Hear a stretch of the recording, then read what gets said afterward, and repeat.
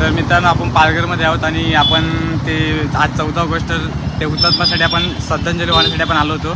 तर आपण चाललो होतो एडवनला. तर आपल्याला सुंदर आमच्या इथे बघा कोण भेटलाय.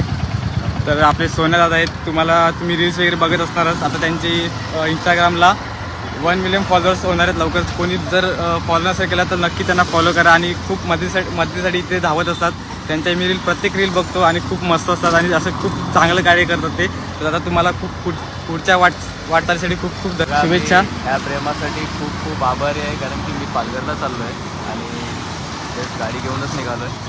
आणि भाऊ नाही कोणतरी पण 1.5-2 किलोमीटर मला फॉलो करत आला इथपर्यंत. तर बघा हे आपल्या माणसाचं प्रेम आहे. आणि जसं भाऊ मला बोलला की भाऊ स्टील कुठले तरी व्हिडिओज वगैरे बनवतो आहे, तर जसं मला प्रेम देत आहे, सहकार्य करत आहे प्रत्येक गोष्टीमध्ये, तसं त्यालाही करा. बघा त्याची फील्ड वेगळी आहे, पण मेहनत करतो आहे ते महत्त्वाचं आहे. म्हणून त्याला सहकार्य करा आणि जे प्रेम तुमचं आहे आपल्यावर त्याचं राहू द्या. धन्यवाद. आणि मी म्हणजे पालघरमध्ये असून सुद्धा मला भेटता नाही होतं, पण आता काही कारणास्तव मला त्यांना भेटता आलं आहे. तर खूप भारी वाटलं भेटून मला.